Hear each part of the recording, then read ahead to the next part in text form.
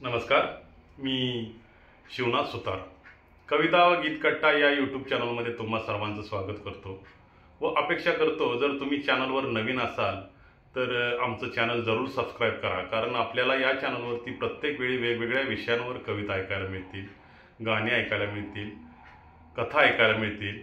तर विषय वेगळा घेऊन प्रत्येक वेळी भेटत राहू आपण वेळोवेळी।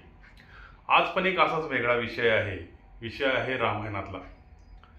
रामायणातला विषय म्हणजे आपल्याला सगळ्यांनाच माहीत आहे की प्रभू श्री रामचंद्रांनी 14 वर्ष वनवास भोगला आणि ते गुढीपाडव्याच्या दिवशी माघारी आपल्या राज्यात अयोध्येत माघारी आले। त्यांच्यासोबत त्यांची पत्नी सीतामाता होती, सोबत बंधू लक्ष्मण होते।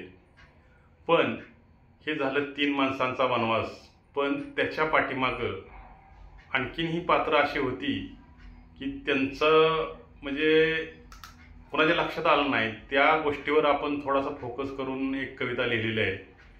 तर कविता आहे ती उर्मिला, लक्ष्मणाची बायको उर्मिला हिच्यावर, आणि कवितेचं नाव आहे वनवास। तर मी माझी कविता तुमच्या समोर सादर करतो। जर आवडली तर कमेंट बॉक्समध्ये जरूर लिहून पाठवा। तर कवितेचं नाव आहे वनवास। माहित आहे साऱ्या जगाला श्रीरामानी वनवास भोगला।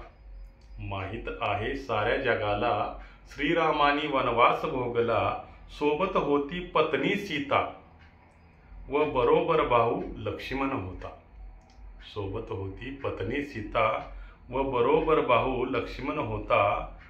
राम सीता सोबत होते, लक्ष्मणाचे ते बंधू प्रेम होते।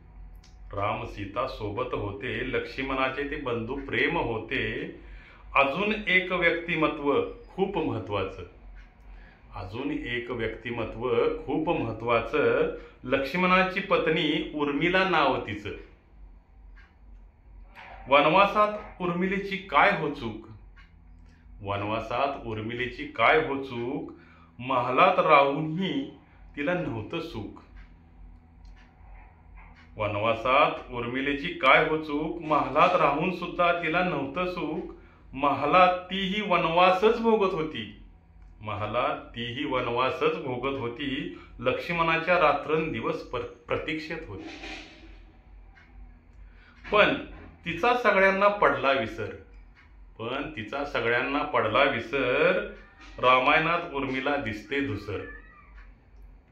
खरंच लक्ष्मणानं सोबत उर्मिलेला नेलं असतं, खरंच लक्ष्मणानं सोबत उर्मिलेला नेलं असतं तर वनवासात उर्मिलेचंही नाव आलं असतं। पण विधात्यानं तिचं भविष्य तसं लिहिलं नव्हतं, कारण नियतीला उर्मिलेचं वनवास जाणं मंजूर नव्हतं। मित्रांनो, कशी वाटली माझी कविता कमेंट बॉक्समध्ये जरूर लिहून पाठवा। जय हिंद, जय महाराष्ट्र।